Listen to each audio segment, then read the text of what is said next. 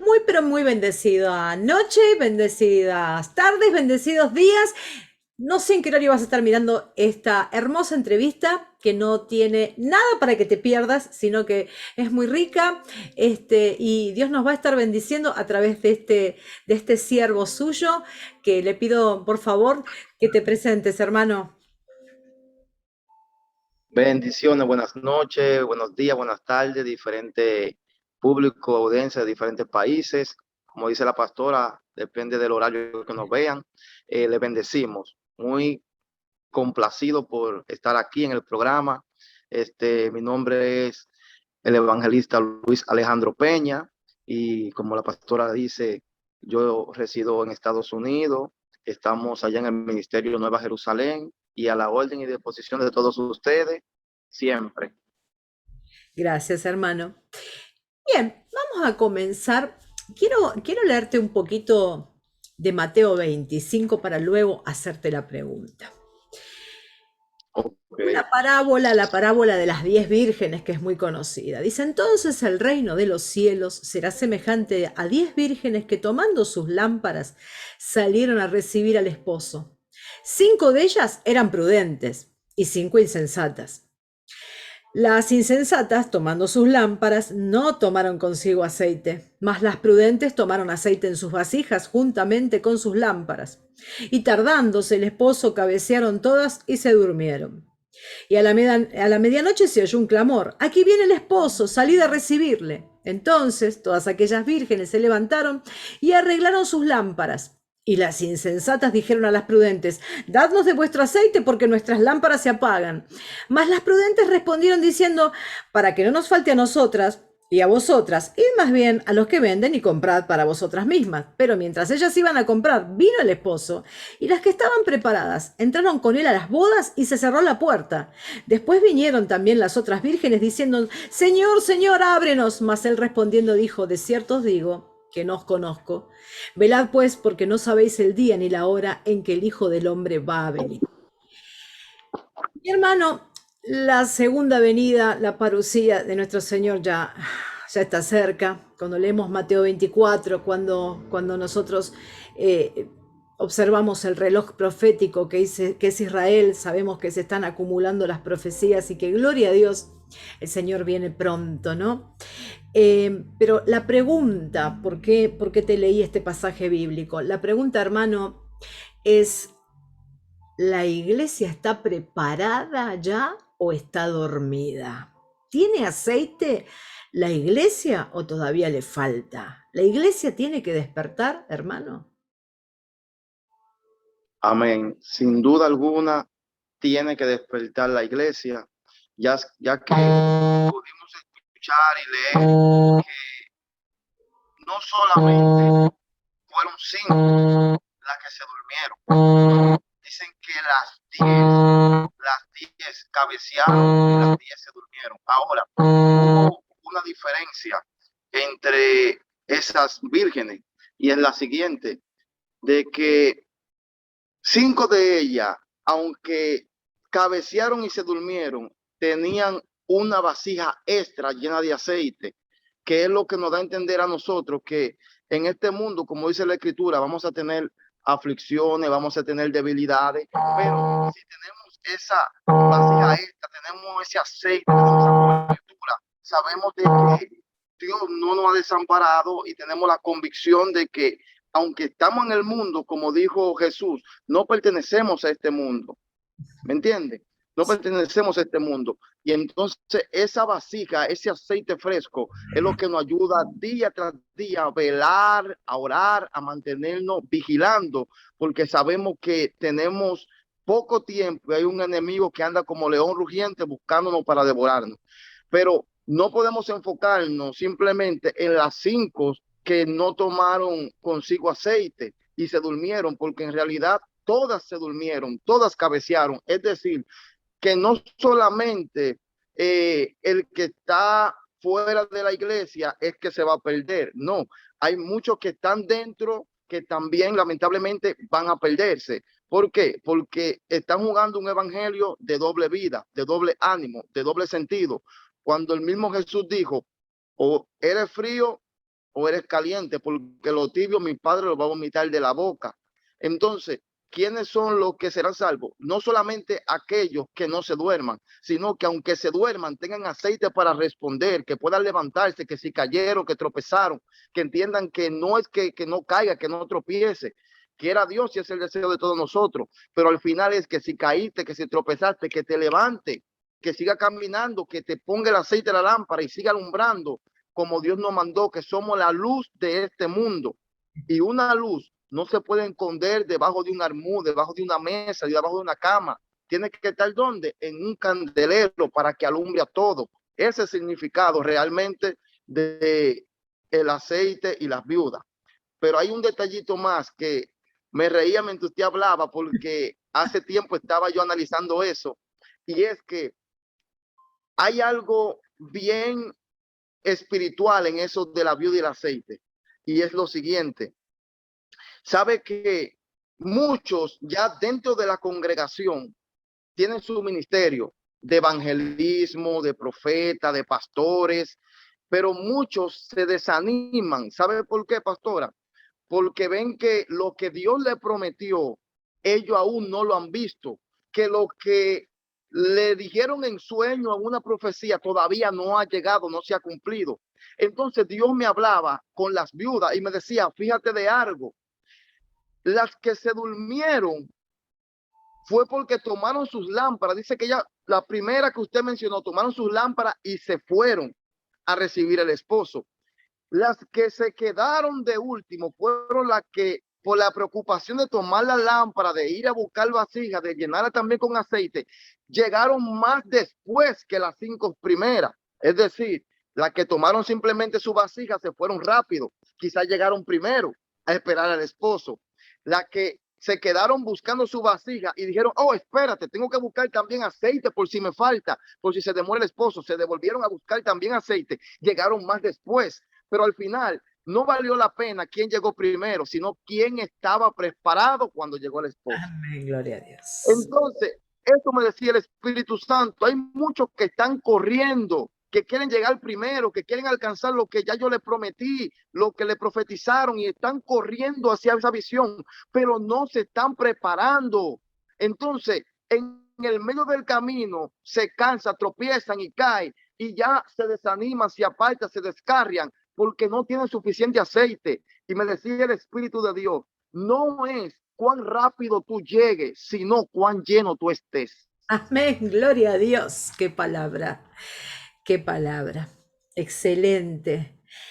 Efesios 4:32. Más bien, sean bondadosos y compasivos unos con otros y perdónense mutuamente, así como Dios los perdonó a ustedes en Cristo.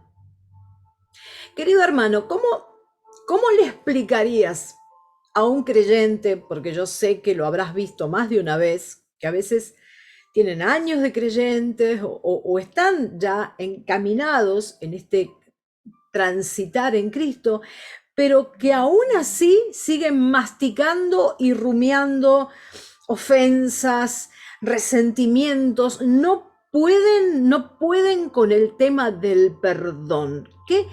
Porque es esencial el perdón, pero ¿qué les dirías a aquellos que te dicen, yo no puedo perdonar porque a mí me pasaron cosas gravísimas y yo no puedo perdonar? ¿Qué le dirías a aquel que todavía está masticando y no digiere que debe perdonar? Mire, pastor, eso es sencillo. Eso no hay que darle mucha larga. Eso es sencillo. El que no puede perdonar, aún Jesús no ha nacido en él. ¿Por qué? Porque cuando Jesús nace en ti, lo primero que tú reconoces es que Él te perdonó cuando tú andabas en tus delitos y pecados, cuando tú estabas lo más lejos y lo más profundo envuelto en las tinieblas. Y Él metió su mano y te sacó de allí del lodo cenagoso, murió por ti, aguantó latigazo por ti, le perforaron su costado por ti, le clavaron una corona de espinas que se le incrustó en su cráneo, en su cabeza, y chorrió su sangre. Cuando tú piensas los latigazos que le dieron con esos látigos que tenían espina, que tenían clavo, cuando tú piensas en sus manos siendo clavada y ese madero que él cargó por largas millas. Cuando tú pienses los insultos, en la gente que lo traicionaron, en la misma gente que él le dio de comer, que gritaban salve maestro y después dijeron crucifíquenlo. Cuando tú piensas en todos los amigos cercanos que lo negaron en su hora de más dolor, y él dijo, Señor, perdónalo, porque no saben lo que hace. Cuando tú reconoces eso, cuando tú reconoces el sacrificio que hizo por ti, a ti no te importa lo mínimo que te hagan, porque son cosas mínimas que no hacen comparado a lo que él sufrió. Entonces, si tú reconoces ese sacrificio, es porque aceptaste verdaderamente a Cristo en tu corazón. Y si verdaderamente tú lo aceptaste en tu corazón, tú también puedes perdonar a aquel que te ofendió, a aquel que te maltrató, a aquel hombre que te dejó por otra, a aquel papá o mamá que te abandonó, que abusó de ti. Tú también lo puedes perdonar, porque reconoce que tú no lo merecías y Dios lo hizo por ti. Así también, aunque otros no lo merezcan, tú también tienes que hacerlo por ellos. Y lo más importante del perdón es que ahí hay algo que se encierra, que es demasiado profundo. Y es que cuando tú decides guardar esa raíz de amargura, el único que se perjudica y se hace daño eres tú, porque no avanza, no crece. Y muchos, lamentablemente, terminan como terminó Judas.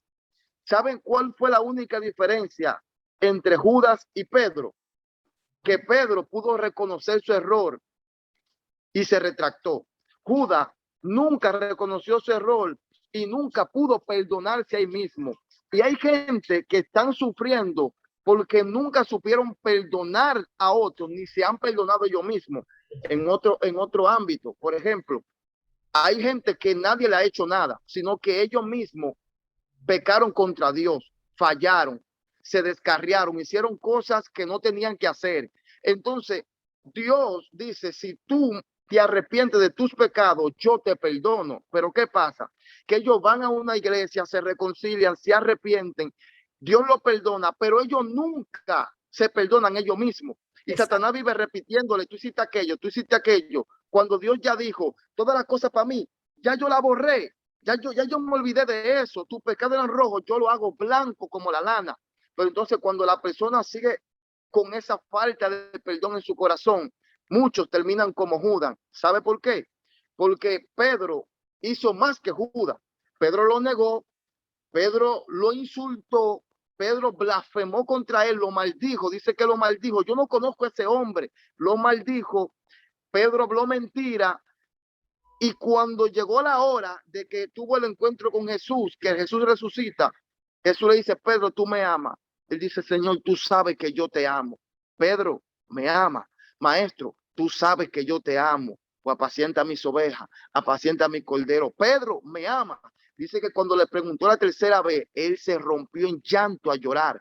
Porque Jesús lo que estaba era dejándole entender, 3 veces tú me negaste.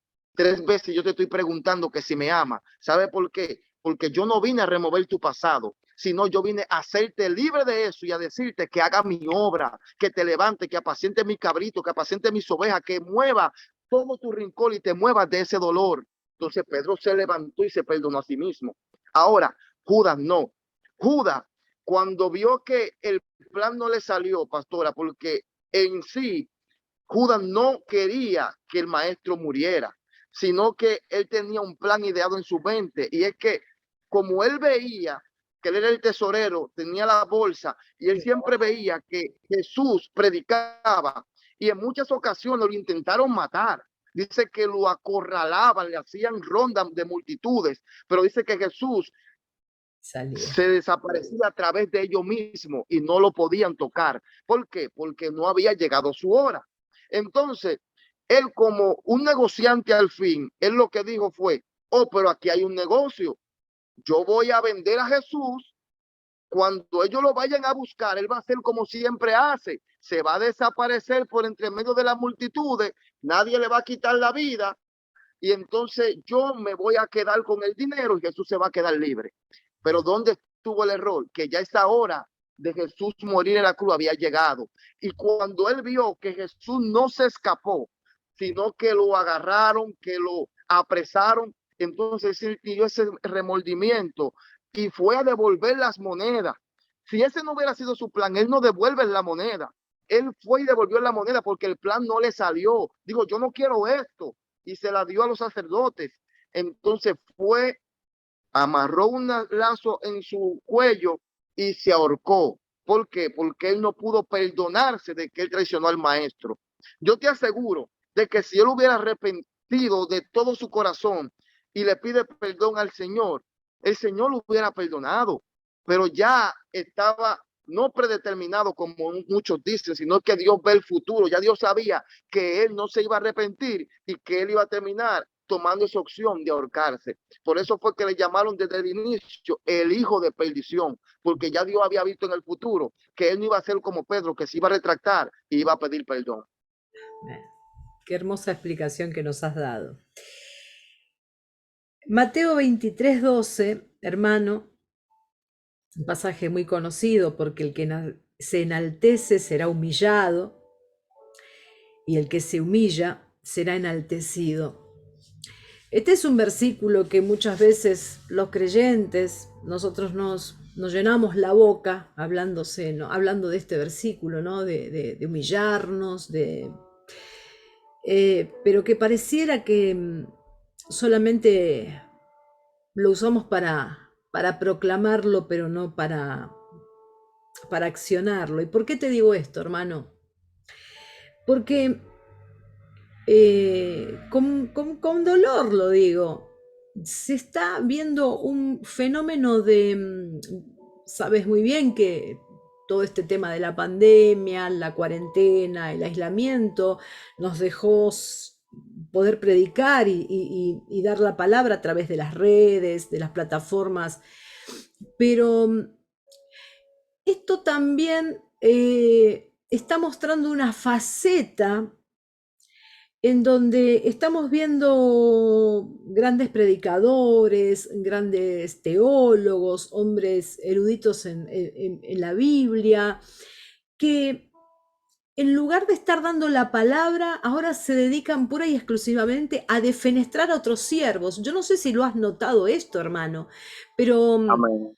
personas de mucho nombre, hombres muy, muy seguidos en el cristianismo, hombres con mucho conocimiento de la palabra, utilizando plataformas para salir a defenestrar a otros hermanos, con una soberbia, y por otra parte ver la adoración transformada en cantantes famosos. Yo a veces me pregunto, ¿no? Esos adoradores que tienen bellísimas voces y que componen cosas extraordinarias, pero esos adoradores irían no sé, a una iglesia en África con piso de tierra y bajo un tinglado. En mi país hay una provincia donde hay mucha pobreza, que es el Chaco, en Formosa, no sé, ¿vendrían esos adoradores a una iglesita así? Eh, ¿qué, ¿Qué está pasando que hay tanta soberbia arriba de los altares, que hay tantos ministros que antes de ingresar a la iglesia es como que entra la soberbia? Hay, hay una ceguera espiritual. ¿Qué está pasando? Te lo pregunto así como para que me des una óptica personal tuya, ¿no? Porque yo noto eso y a mí me provoca mucho dolor. Bueno, pastora, fíjese de algo. Estamos viviendo en tiempos modernos, Mm. tiempos que la tecnología está dominando el mundo. Si no fuera a través de este teléfono, yo tuviera que ir donde usted está, usted venir donde yo estoy para poder establecer una conversación face to face. Exacto. Estamos viviendo un tiempo que todos los días están cambiando. El globo terráqueo entero está sufriendo lo que es el daño y el provecho de la tecnología, porque así como aprovecha para lo que estamos haciendo, así como también destruye para lo que quieren utilizar la mar. La tecnología no es mala, es malo el fin con el que tú la usas. Exacto. Ahora bien, en vista de esto de la tecnología, ya usted ve que hay muchas cosas que se están haciendo con dobles intenciones. Por ejemplo, antes de sentir lo que es un live, de sentir lo que es un Facebook, de sentir lo que es YouTube y todos esos canales, tú predicabas un evangelio para salvación del alma. y que la persona que viera aquel mensaje pudiera ser libre, pudiera ser sanado, que Dios se glorificara, todo espectacular.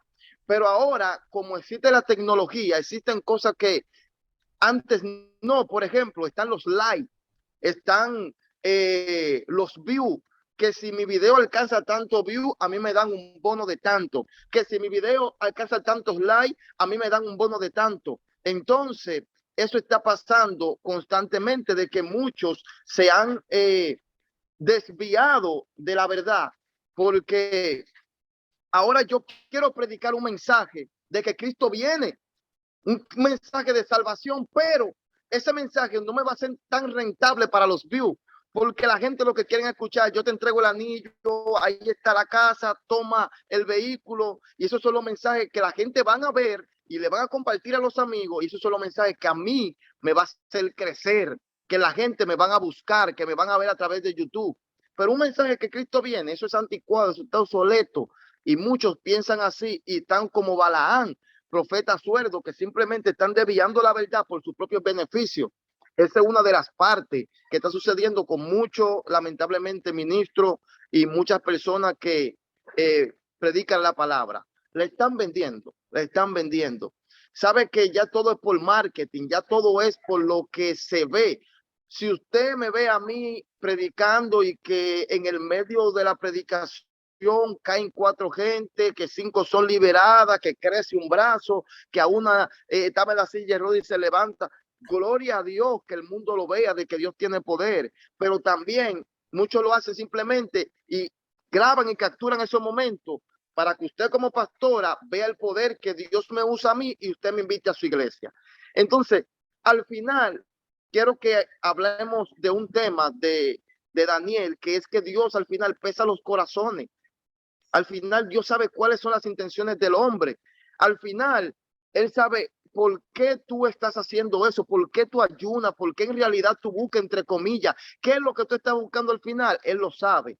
Y algo que me llama mucho la atención es cuando yo estaba estudiando teología, a mí me dieron una exégesis acerca de lo que era el movimiento satánico de Satanás en el cielo. El Señor lo reprenda, cuando él todavía era un ángel. Cuando dice la escritura que crearon en Judas a Satanás, que era, el Señor lo reprenda, que era un arcángel, dice que era un querubín precioso, hermoso, que fue hecho de toda piedra preciosa, de oro, esmerilo, carbunclio, y un sinnúmero de piedras más brillantes que el diamante, más brillante que el oro, ónice, esmerilo, piedras que ni siquiera tú la vas a encontrar hoy en día. Cuando crean a este ser de todas estas piedras, esto es una exégesis, algo aconteció, y es que dice la escritura que los ángeles adoraban a Dios. Los ángeles adoraban a Dios. Y cuando se cree este ser, dice que se tocaron los primores de los tamboriles y flautas. Eso está en el libro de Judas. Se le dio la primicia de la música cuando él fue creado. Dice que en el día de su creación. ¿Qué pasa? Que cuando este ser también va a adorar a Dios, porque todo lo que respire, alabe a Jehová. Cuando él va a adorar a Dios, ahí es que pasa lo más extraordinario, y es que si usted pone un espejo frente al sol, el espejo va a reflejar los rayos del sol en él, porque es un reflejo, es un portador de la luz del sol. Entonces, cuando Satanás se paró frente a adorar a Dios, dice la escritura en Apocalipsis que Dios, donde él está, no necesita ni sol, ni estrella, ni lumbrera, porque él es el mismo resplandor de la ciudad.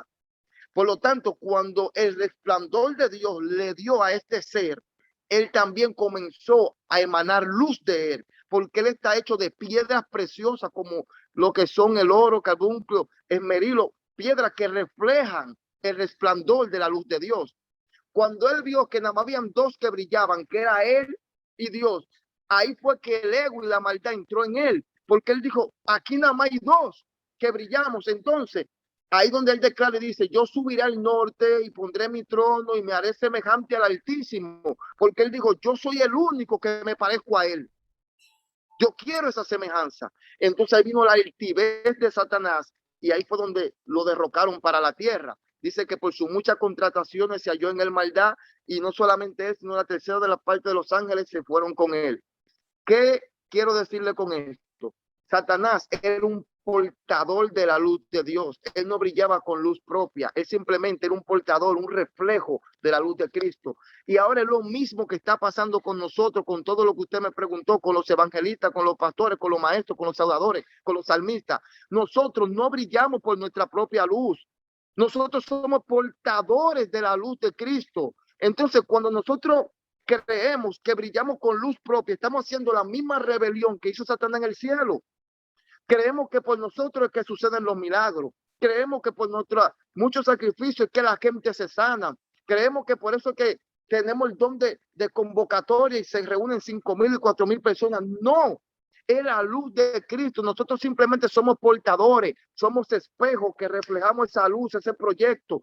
Somos vasos en los cuales él dijo, ir por todo el mundo, predican el evangelio, sean luz para los que están en tinieblas, pero no son ustedes la luz. Él no dijo ustedes son la luz, sean luz. Nosotros somos simplemente el resplandor de Dios reflejado en la persona que están en la oscuridad, pero no brillamos con luz propia, somos portadores de su luz. Cuando tú no reconoces eso, entonces es donde el ego, la altivez crece y, como usted dijo, hay una humillación ficticia, pero no realmente de corazón. Hay una humillación para los hombres, para que el hombre vea que yo me arrodillo, para que el hombre vea que yo clamo, pero realmente en mi corazón no hay humillación, sino que hay altivez, hay engaño, hipocresía. Por eso muchas veces Jesús le decía a los fariseos, ustedes son sepulcro blanqueado, por fuera ustedes se ven muy bonitos, hermosos, pero por dentro están llenos de pudredumbre. Y eso está pasando hoy en día en cuanto a lo que es el evangelio y la forma de humillarse. Es lamentable, pero es real, hermano. Hermano, sabemos que Jesús en su caminar no solo sanaba enfermos, sino que expulsaba demonios. Aquí quiero leerte un pedacito de Marcos 9, versículos 17 y 18, donde dice: Maestro, traje a ti mi hijo que tiene un espíritu mudo, el cual donde quiera que le toma le sacude y echa espumarajos y cruje los dientes y se va secando. Hermano, ¿qué podés hablarnos de la liberación, de la expulsión de demonios para no abusarme y decirte, a ver, decinos todo lo que puedas decirnos?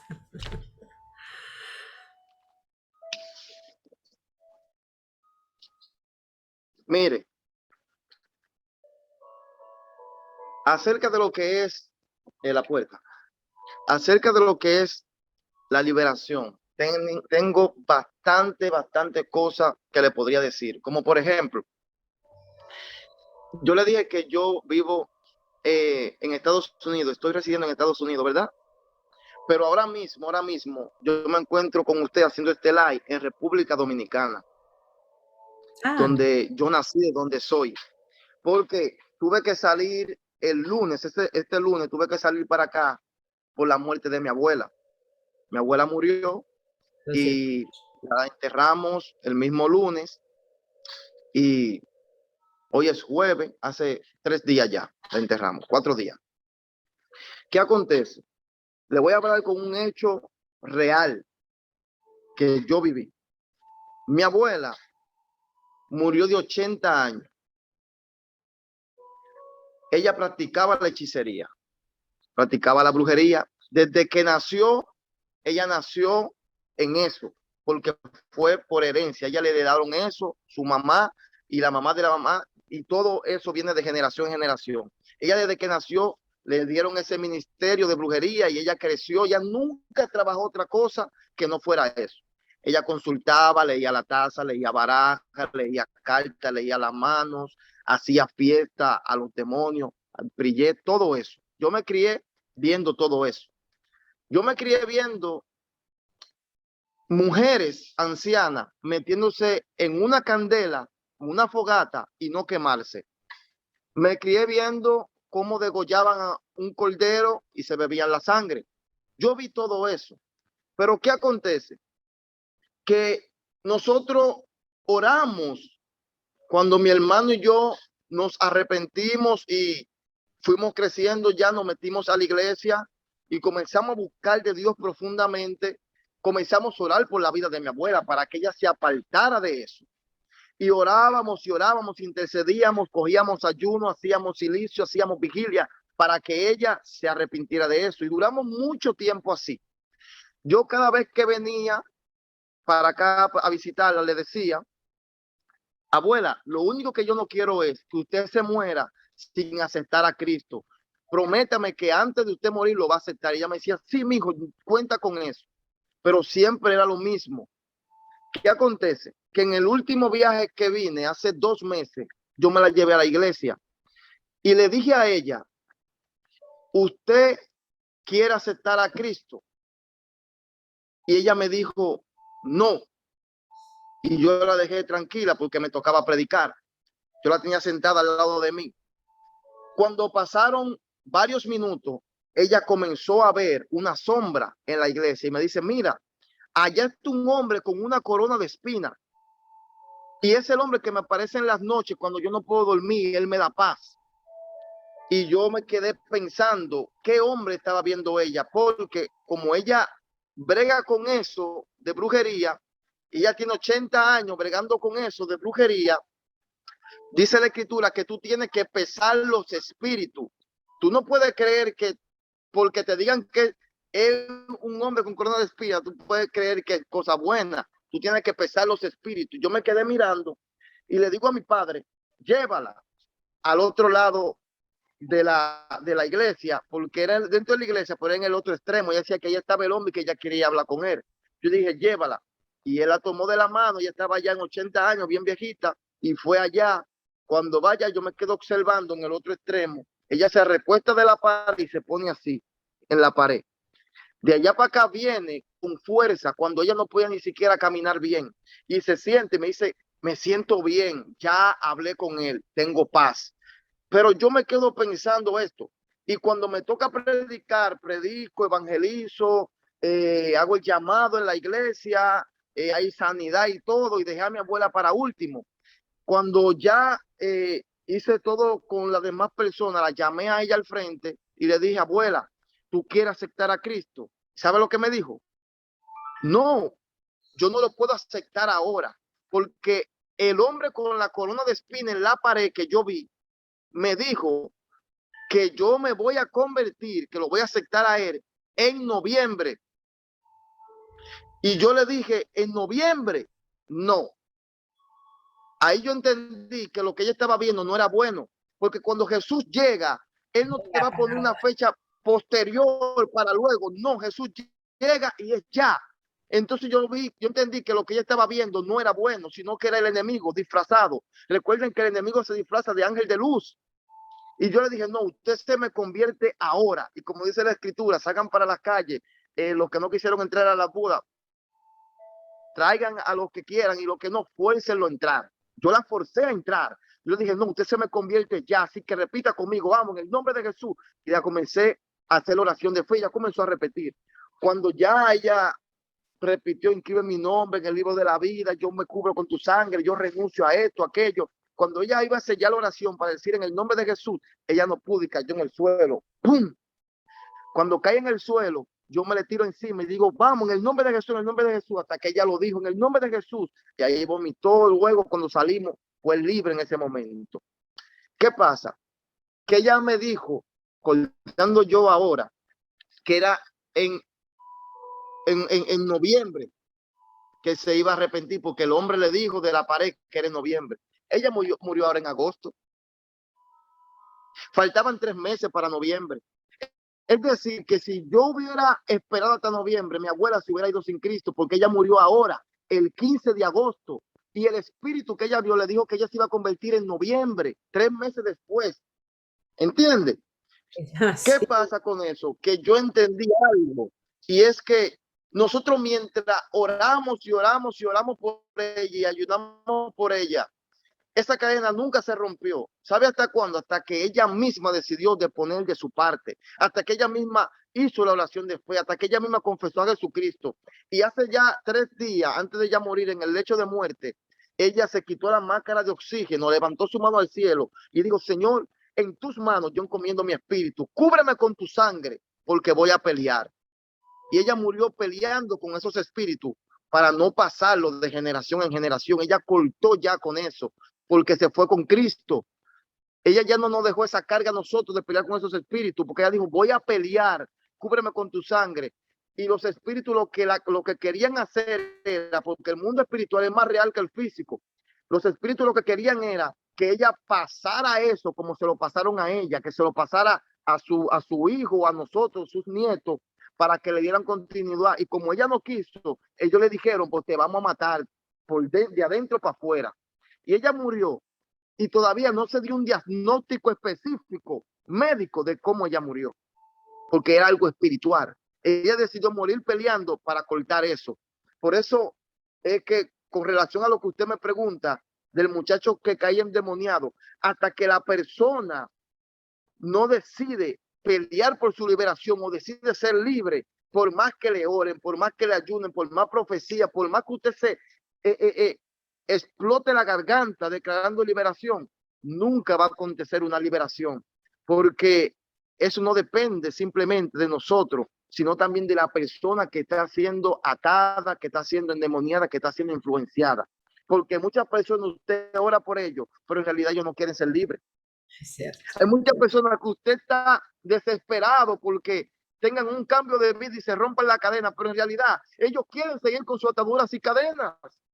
Entonces, para que haya una liberación completa, tiene que haber un acuerdo. La persona tiene que querer ser libre y usted tiene que orar con esa fe de que va a ser libre y Dios la hace libre porque Dios no quiere a nadie atado. Amén. Amén. Eso que hace poquito lo prediqué, ¿no? El paralítico de Bethesda, que el Señor le dice, ¿quieres ser sano? Porque hay enfermos que no quieren sanar. El Señor no hace Amén. preguntas tontas. El Señor le preguntó si realmente quería ser sano. Amén. Hermano, en Habacuc 3:2 leemos, oh Jehová, aviva tu obra en medio de los tiempos, aviva tu obra. Hay muchos que por ahí recién comienzan el camino y ¿qué es un avivamiento? ¿Y cómo viene un avivamiento? ¿Cómo se provoca un avivamiento? Mire, lo primero que, para provocar un avivamiento, lo primero que hay que hacer es una limpieza. Porque si hablamos de avivar un fuego, es porque un día hubo fuego y se apagó. Exacto. Ahora, ¿por qué se apaga el fuego? Valga la redundancia, por un desgaste físico. Nosotros lo que tenemos que hacer para poder provocar ese avivamiento es una limpieza. ¿Usted se acuerda cuando Elías estaba orando para que descendiera fuego del cielo, que retó a los Baales? Ellos vinieron, se sajaron, rociaron sangre, hicieron sus rituales y no descendió fuego. Pero cuando tocó el turno de Elías, ¿qué él hizo? Buscó leñas, buscó piedras, arregló el altar, hizo una limpieza. Muchas veces nosotros queremos un avivamiento teniendo todo lo que usted y yo hablamos hace ratito, teniendo falta de perdón, teniendo rencores, teniendo falta de humillación genuina. Así no va a ocurrir un avivamiento. Si usted quiere que realmente ocurra un avivamiento, tiene que limpiarse primero. El pueblo tiene que humillarse, pero con la humillación genuina. Se tiene que buscar el aceite de la lámpara y llenarse del aceite. Se tiene que cargar la vasija. Se tiene que correr la milla extra por Jesús y ahí se provoca el avivamiento. ¿Sabe por qué? Porque la gente no quiere ver las cosas comunes. La gente quiere ver lo sobrenatural, pero para ver las cosas sobrenaturales hay que ponerle empeño, hay que ponerle carácter, hay que ponerle demanda, hay que correr la milla extra. En la iglesia que yo me congrego, es una iglesia que yo puedo a toda verdad asegurar que se corre una milla extra. Y ahí no para un mover del Espíritu Santo. Ahí no para una manifestación. Ahí siempre hay gente siendo sanada, siempre hay gente siendo libertada, siempre hay gente cayendo endemoniada, siendo libre, siempre uno, dos convirtiéndose.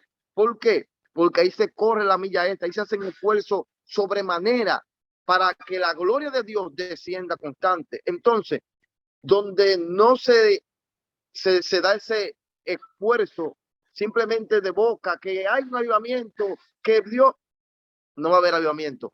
Hay que meterse y limpiar y comenzar primero a liberar el pueblo. Lo primero que nosotros comenzamos a hacer fue a liberar el pueblo, a comenzar a que renunciaran a todo lo que tenían atadura demoníaca, luego que trabajamos con eso, a comenzar a que la gente que tenía falta de perdón, porque eso es algo letal para que el poder de Dios no se mueva, que renunciaran con eso y comenzamos a limpiar, a limpiar, a limpiar. Luego que tú limpias, tú damos así, fuego, y la llama desciende, porque ya hay un lugar, lo que Dios dice, prepara mi habitación primero.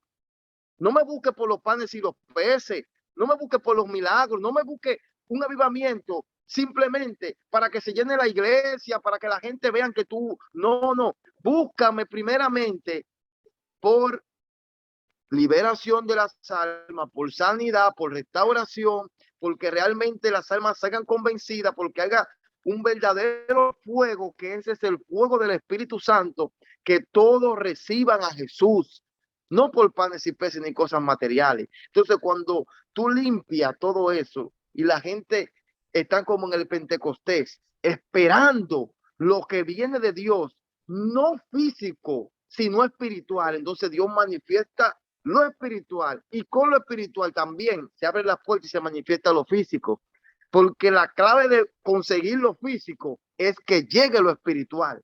Tan pronto llegó lo espiritual a un lugar, lo físico comienza pum, pum, pum, pum, a abrirse puerta, a abrirse ventana, y todo comienza a suceder, pero es cuando hay primero un alineamiento en el espíritu. Para cerrar este tema, le voy a decir algo que pasó allá. Allá en la iglesia se armó un avivamiento tan fuerte del espíritu, que ese avivamiento, porque el avivamiento cuando viene no trae solamente bienestar espiritual, sino también físico. Ahí hubo sanidad, ahí hubo liberación, y ahí se armó un rompimiento tan grande. Escuche bien, que eso me acordó al tiempo bíblico desde las escrituras. La gente comenzaron a regalar sus carros, su vehículo. Se regalaron un sinnúmero de vehículos. Un hermano dijo, mire, yo te doy mi vehículo, toma allá. El otro vino y no. Y ahí se comenzó a mover y se compró vehículos, se regaló vehículos.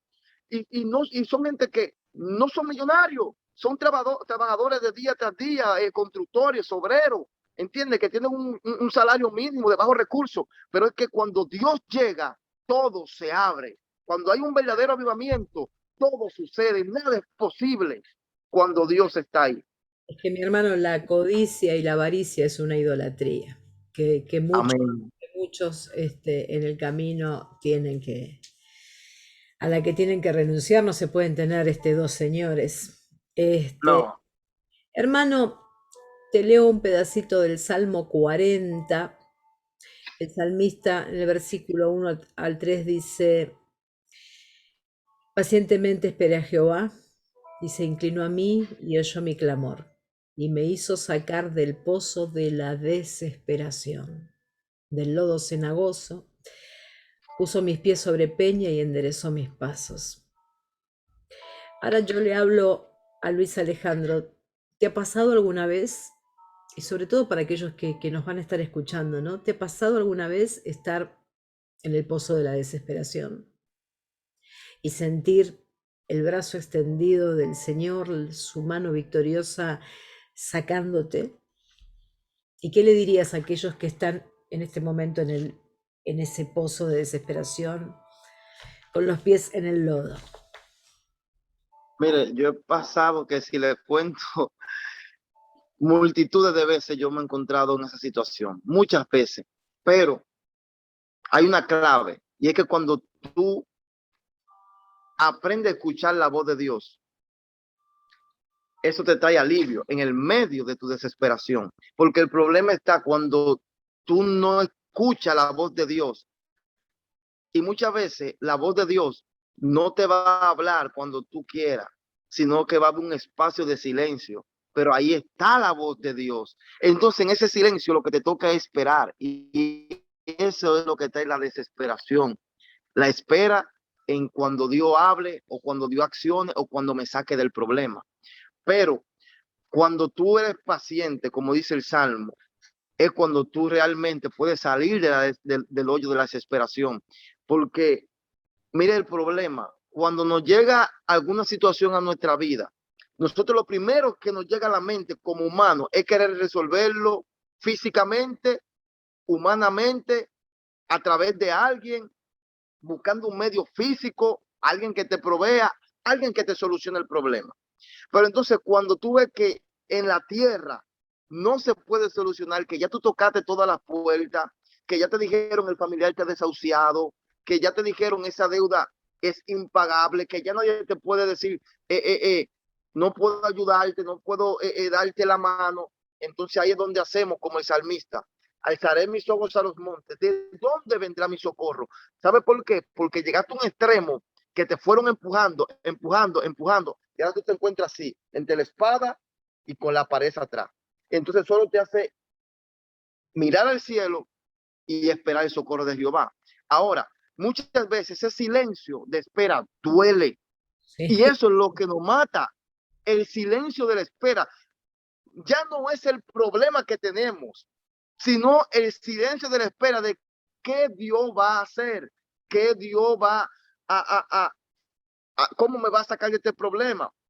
Porque muchas veces hay miembros de las congregaciones que están pasando por sus dificultades, que están en el pozo de la desesperación, que se encuentran que no tienen salida. Y entonces viene usted y dice, tranquilo, que Dios te va a sacar de esa. Sí, pero ¿cuándo?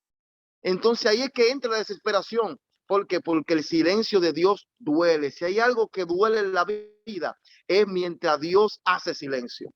Mientras Dios hace silencio, eso nos desbarata. Pero como le dije anteriormente, yo aprendí a escuchar la voz de Dios. No esa voz audible, no esa voz que te habla a ti, sino esa voz que en el silencio te dice, espera.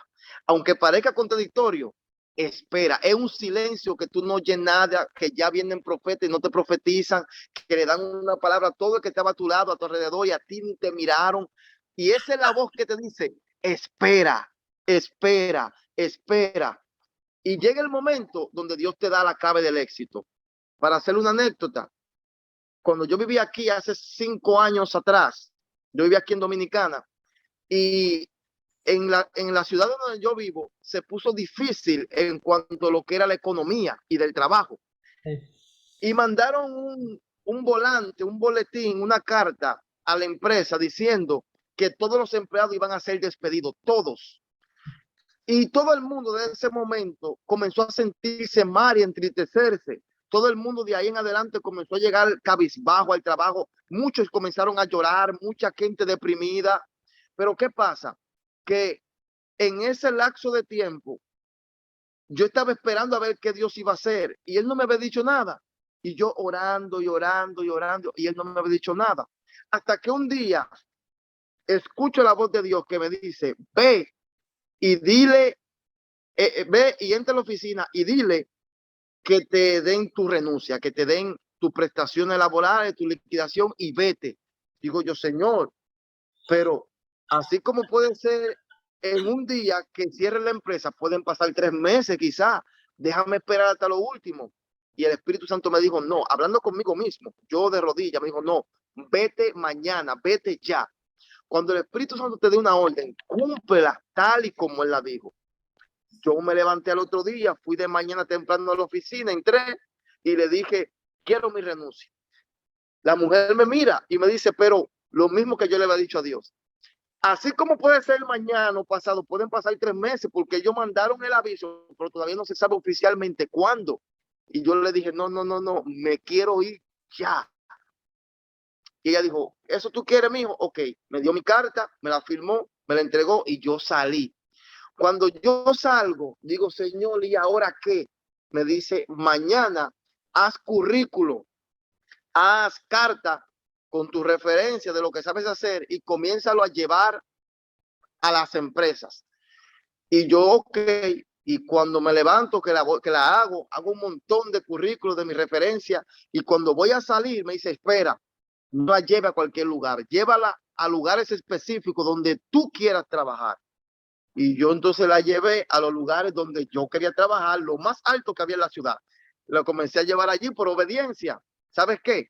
Como en 3 semanas me llamaron del mejor lugar que yo llevé el currículum y allí yo comencé a cobrar 3 veces más la cantidad de donde yo cobraba cuando estaba en el otro lugar. Lo más impactante es que todavía al año y al año y medio iban personas que se quedaron hasta lo último cuando la empresa cerró y no habían conseguido un empleo al año y año y medio. Iban donde mí y me decían, mira a ver si tú me puedes meter aquí, por favor. Yo hacía lo posible, pero ya no había cupo. Y el Espíritu Santo me dijo, ve por qué te dije que te fuera. Porque cuando viniera la liquidación masiva, iban a ser miles de personas con currículos y el tuyo iba a ser uno entre 1000. Uno compitiendo con 1000, pero cuando yo te dije que te fuera, era uno quizás compitiendo contra 20. Yo dije, wow, Señor, qué maravilloso eres. La Pero eso obediencia, fue por obedecer la esperar palabra. y escuchar la voz de Dios, porque aprendí a esperar. Entonces, cuando tú te sientes en el medio de la desesperación, en el medio del lodo cenagoso, que tú te encuentres entre la espada y la pared, aunque hay un silencio que tú no escuchas, voz de profeta, voz de hombre, voz de pastor, voz de nadie, voz de Dios, tienes que esperar en ese silencio porque pronto vendrá la respuesta. Y aún el silencio te es más provechoso que lo que tú puedes hacer en tu carne y en lo físico. Amén. Te voy a preguntar algo, nos vamos a meter en otro terreno. Sabes cómo están las cosas socialmente y mundialmente, ¿no? Cómo están surgiendo leyes a favor de la muerte, aborto, eutanasia, droga legalizada, eh, las perversiones sexuales en auge, en apogeo. De hecho, yo creo que ya comenzó la persecución hacia los cristianos. Cristiano, para aquel que nos esté escuchando, ¿un cristiano está bien que se junte con mundanos? ¿Hasta dónde debe llegar la relación con los mundanos? ¿Cómo debe actuar con los mundanos?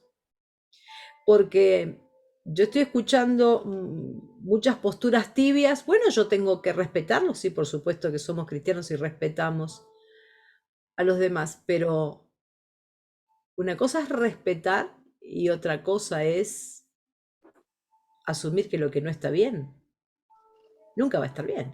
No puedo decir que Amén. es bueno lo malo. ¿Cómo nos tenemos que manejar con este mundo que no te digo que se viene porque ya se vino, se viene para peor, ¿no? ¿Cómo nos tenemos que manejar en relación con los mundanos que incluso pueden estar dentro de nuestra casa? Porque hay muchas personas en la iglesia que por ahí está, conversa la esposa y todavía el esposo no llegó, pero en el trabajo, hijos que por ahí están a favor del aborto. ¿Cómo nos debemos manejar, hermano? Mire, pastora, es un tema bastante delicado. Es una línea bien fina y estrecha. ¿Por qué? Sencillo. Lo primero es que Jesús dice, ustedes están en el mundo, pero no son de este mundo. Ahora bien, él dijo, id y predicar el evangelio a toda criatura. ¿Dónde está el problema acá? Yo no puedo ir a predicarle a una persona si yo no tengo una relación con él. Por ejemplo, si usted está en una iglesia o hace una actividad, una campaña, usted predica, la gente lo van a escuchar. Pero vamos al trabajo. Para yo predicarle a mi compañero del trabajo, yo tengo que por lo menos hablar con él. Yo no puedo ir solamente y decirle, mira, Cristo te... No, yo tengo que tener una relación con él. Ahora, como usted dice, ¿hasta dónde tiene que llegar esa relación? Ese es el punto que vamos a tocar. Porque en mi persona, todos mis amigos del trabajo, la mayoría son inconversos, algunos ateos, pero saben que ellos a mí me respetan como usted no se imagina, porque yo no le doy a ellos lugar a faltarme respeto. Ahí está. El problema viene cuando usted en el trabajo, en la escuela, en la oficina, en cualquier ámbito que usted se encuentre, en la familia, usted se comporta como la pastora, pero la pastora charlatana, la pastora que hace cuentos que no debe de hacer, la pastora que habla mentira, o la chismosa, la hermana que le gusta hablar de los demás. Disculpe si digo una palabra que quizás haya sido ofensiva, pero como la diferente nacionalidad, Sí, sí, eh, una persona que de un testimonio cuando está con sus amigos claro, que sí. no es bíblico, que no es de cristiano, entonces luego quiere venir con la Biblia a decir así dice Jehová, mira, aquí dice la escritura. No te van a creer porque perdieron tu credibilidad, pero no es que tú debes hacer enemigo de ellos, sino que tú tienes que darte una postura, que te reconozcan como lo que tú eres. A mí, yo no soy pastor, yo soy evangelista y a mí en mi trabajo me dicen el pastor, porque yo predico en las mañanas, yo hago un mensaje, si hay gente discutiendo, yo, oye, espérate, espérate, tranquilo, papá, ¿qué es lo que está pasando? Mira, trato de apaciguar las cosas, la gente ve mi testimonio y por los frutos te conocerán. Entonces, no es que tú vas a ser enemigo ni del familiar que es homosexual, ni del que el trabajo que vive maldiciendo, no, tú tienes que ser amigos de ellos, pero con un límite, ¿entiendes? ¿Para qué? Para que el día que tú le vayas a predicar el evangelio, ellos te puedan escuchar, porque yo estoy hasta aquí de escuchar personas que me dicen a mí, yo te oigo a ti, yo te acepto que tú me hables del evangelio, pero a él no, me lo dicen, a él no, porque ese tipo ni siquiera no habla, esa persona pasa por ahí ni no mira, y después quiere venir a predicarme, no, y dicen hasta malas palabras. ¿Por qué? Porque están viendo que lo que él está predicando no lo está viviendo. La Es, Biblia te llama a exacto, que tú seas un buen samaritano, ¿verdad? Y el exacto. buen samaritano no tiene que ver si es una persona que le sirve a Dios o si es una persona inconversa o impía, si es mala, si es ateo. El buen samaritano le entiende la mano a todos por igual. Entonces, cuando tú le sirves a la gente no van a prestar sus oídos para escucharte. Yo tengo ateos que me escuchan, que me respetan y me dicen, yo no voy a la iglesia, pero respeto lo que tú dices. ¿Por qué? Porque yo lo trato como persona. Yo soy amigo de ellos. Ahora, no estoy mezclado con ellos, no apoyo lo que ellos hacen. Cuando hay malos comentarios, me voy. Y Muy muchos de ellos dicen sus malas palabras y dicen, ay, perdóname, pastor. ¿Entiendes? Hay un cierto respeto. Entonces, no es que vamos a ser enemigos, sino que vamos a identificarnos como lo que somos. Cuando tú eres luz, las tinieblas no pueden opacarte a ti. Tenemos no que nosotros convertirnos a ellos, sino que ellos se conviertan a nosotros. Tenemos que modelarle con el ejemplo, que ellos vean lo que nosotros hacemos, que nos sigan.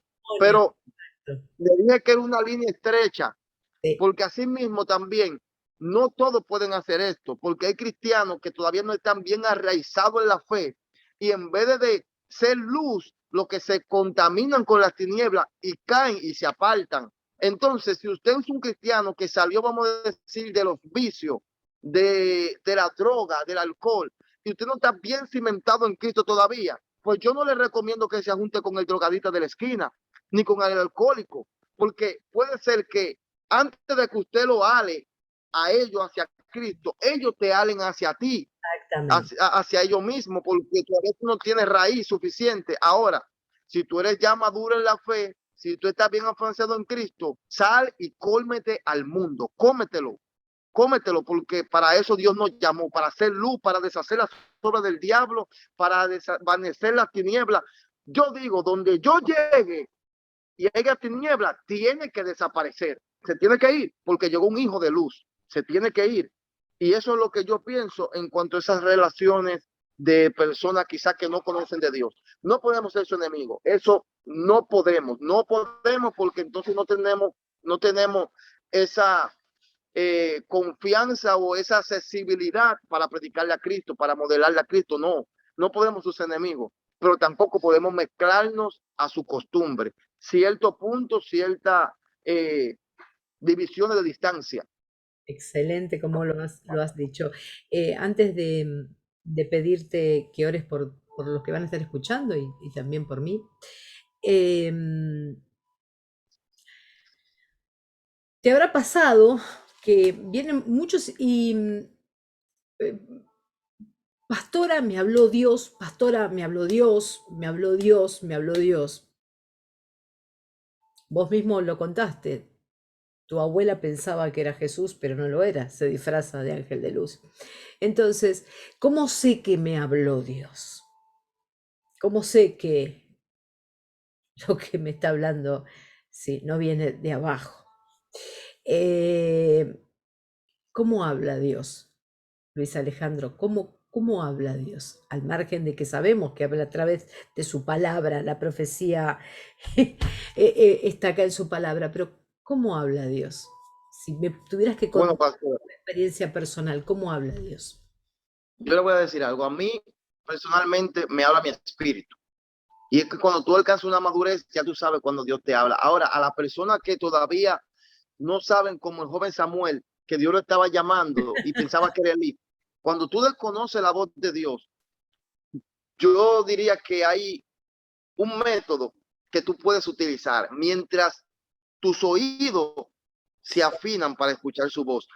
Hay un método que te podría funcionar mientras tú desarrolles esa cualidad de saber cuándo es Dios, porque el ejercicio, como dice Pablo, el ejercitar los músculos, eso te va haciendo cada día más fuerte. Por lo tanto, tienes que pedirle a Dios que te ayude a saber cuándo es Él, es lo primero. Pero lo que te podría ayudar mientras eso llega, el que tú sabes, no, este es Dios que está hablando, es lo siguiente. Hay tres voces. Está, está la voz de la carne, está la voz del mundo de Satanás y está la voz de Dios.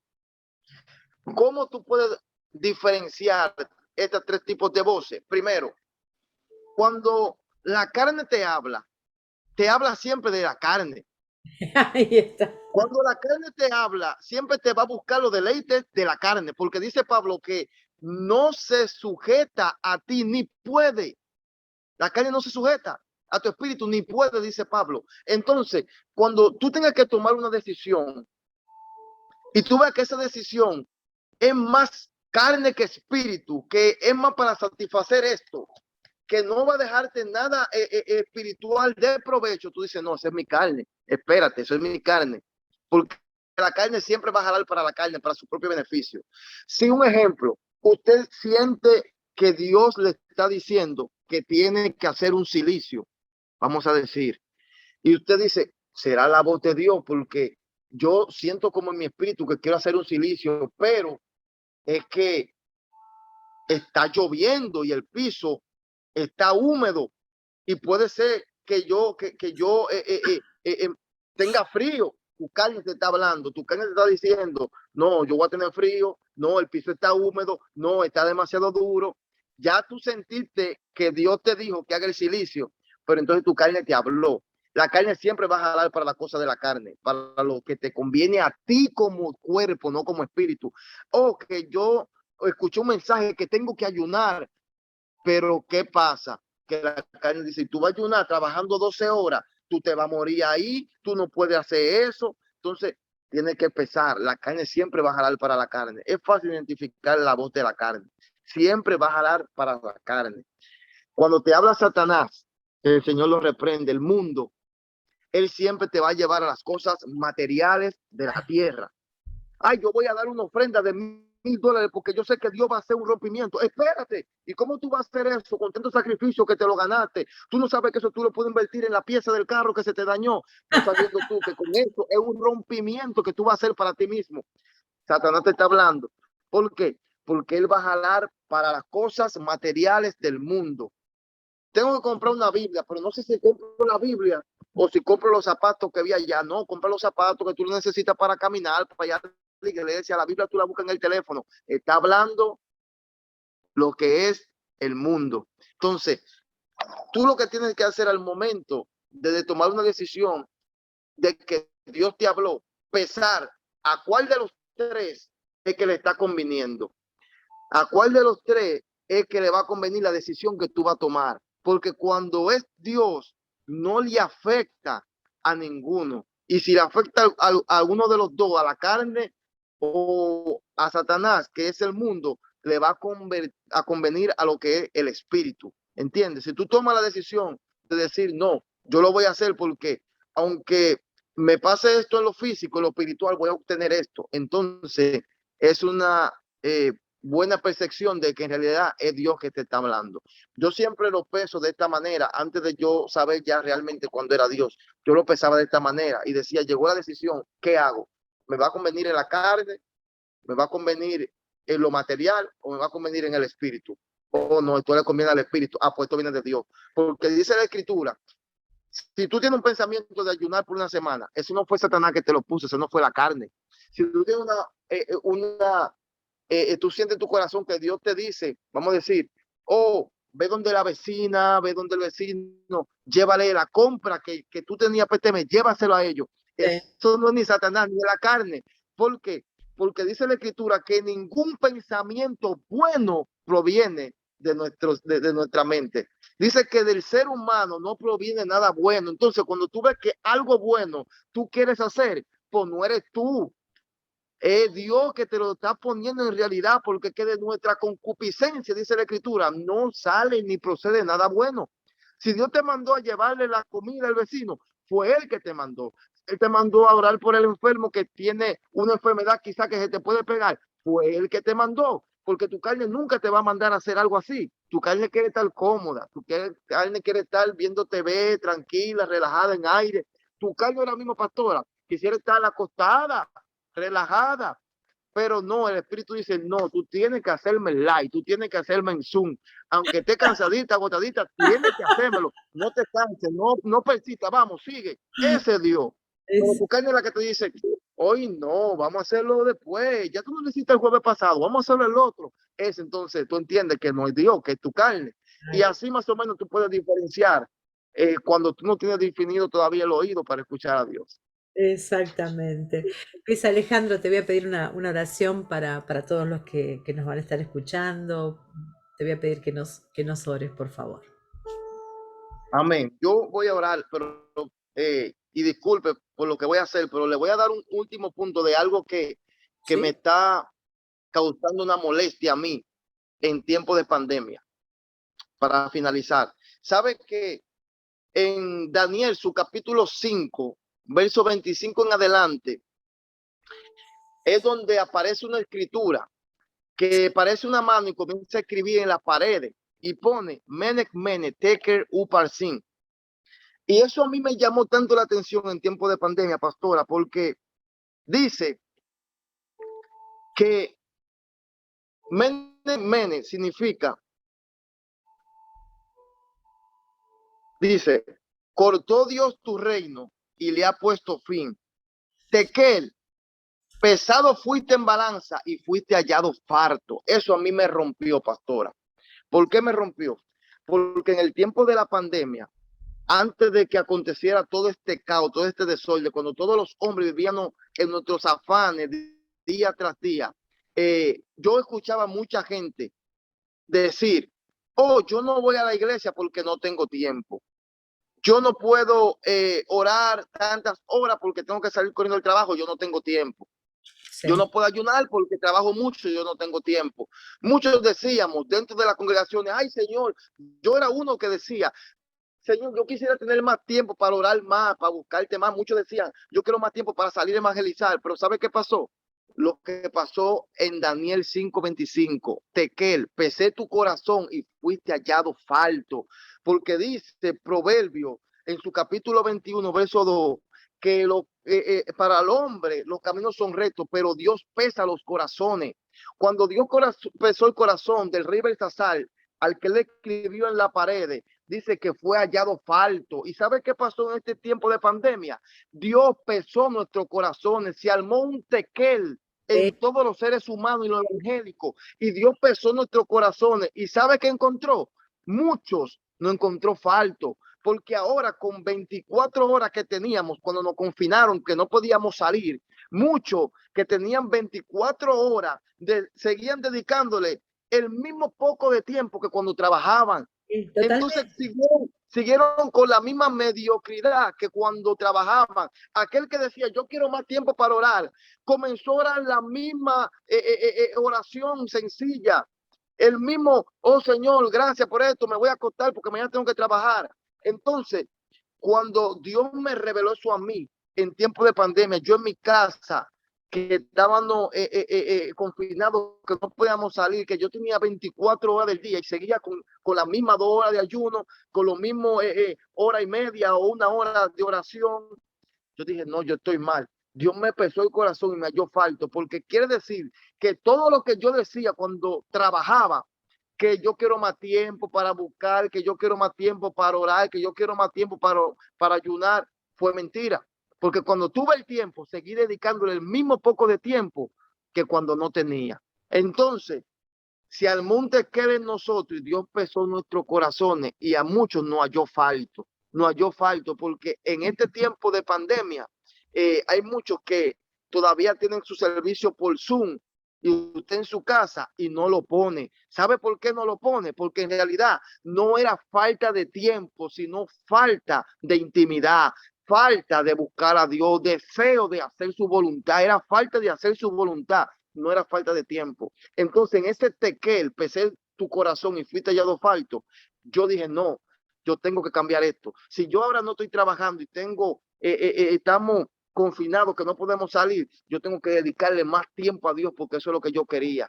Y ahí desperté, pastor, y comencé a buscar, comencé a orar más, a ayudar más, porque Dios pesa nuestros corazones constantemente. Él Sí. va pensando en nuestros corazones a ver qué tenemos en realidad.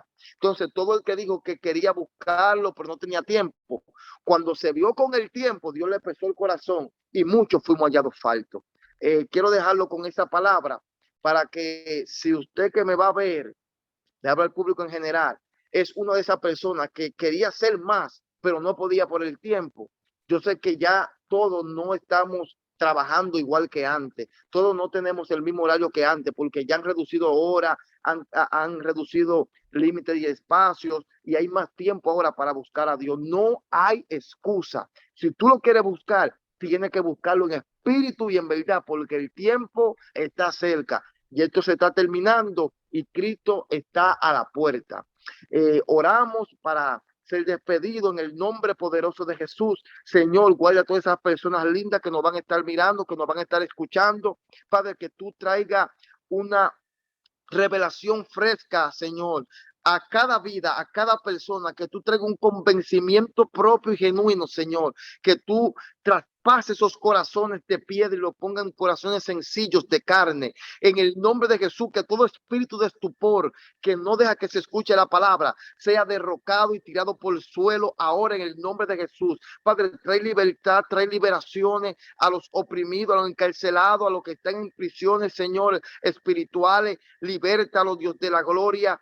Trae, Dios mío, un nuevo renacer del evangelio, el evangelio genuino, Señor, para salvación y alma de cada persona. Trae, Señor, convencimiento, trae revelación, trae sanidad, Señor, a los cuerpos y a la mente y al espíritu. En el nombre poderoso de Jesús, sigue dándole esa fuerza, Señor, a la pastora, que ella siga, Dios de la gloria, haciendo estos live para edificación, proveer los medios necesarios, los predicadores necesarios, proveerle, Señor, todo lo que ella necesite para seguir alcanzando, impactando vida, que en el nombre de Jesús, cuando lleguen esos momentos de desánimo, esos momentos, Señor, de flaqueza, esos momentos de cansancio, tu espíritu la fortalezca de una manera sobrenatural y la llene de su gloria, Señor, y de tu poder en el nombre de Jesús. Padre, que sus mejores tiempos comiencen ahora en el nombre poderoso de Jesús. La bendecimos, Señor, como tu hija que es y yo como tu siervo. En el nombre del Padre, del Hijo y del Espíritu Santo. Amén y amén. Muchas gracias, pastora, y gracias por la invitación. Me sentí más que contento y privilegiado. Bueno, hermano, esperamos que se repita y fue, la verdad, un placer escucharte y bueno, y Dios bendiga tu vida, todos tus seres queridos y tu ministerio. Amén. Hasta otro día, hermano. Dios te bendiga. Amén. Bendiciones. Bendiciones.